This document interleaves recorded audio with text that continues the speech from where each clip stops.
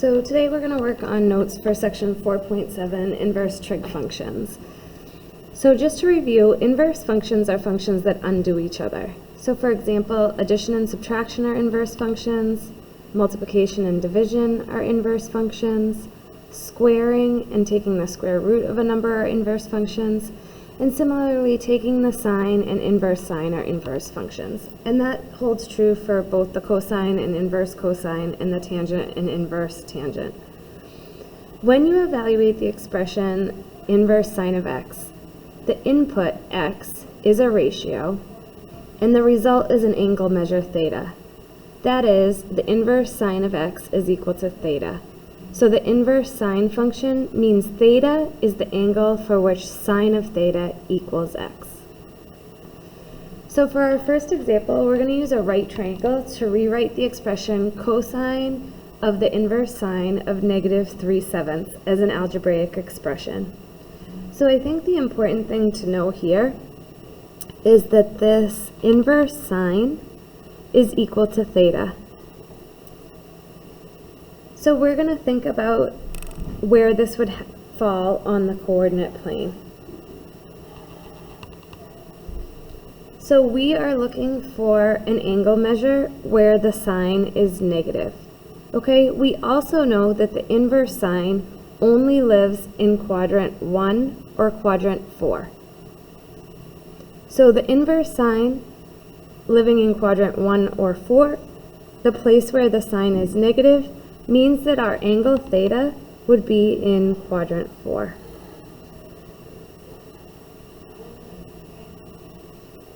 In thinking about this, sine of theta is going to be equal to -3/7.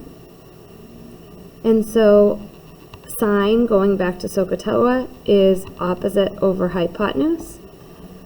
So that means our opposite value is 3 with the negative sign, since we're moving in a negative direction, and our hypotenuse is 7.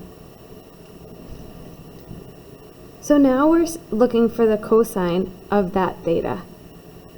Okay, so in order to do our cosine, the cosine of the inverse sine of -3/7 is going to be equal to the adjacent over the hypotenuse. So we don't have the adjacent, so we're going to use Pythagorean Theorem. So I have -3 squared plus, this is going to be x squared, is going to be equal to 7 squared. So doing a little mental math, this is x squared, 7 squared is 49, 3 squared is 9, but I'm going to subtract that from both sides. So I get x squared equals 40. So my x is going to be equal to plus or minus the square root of 40, which is equal to plus or minus 2 square roots of 10.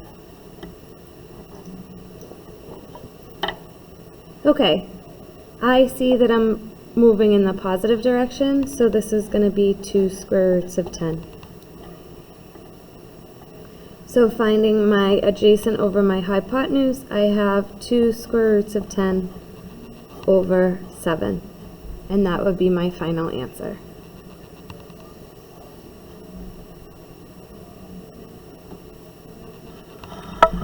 Our next one is a little bit more complicated.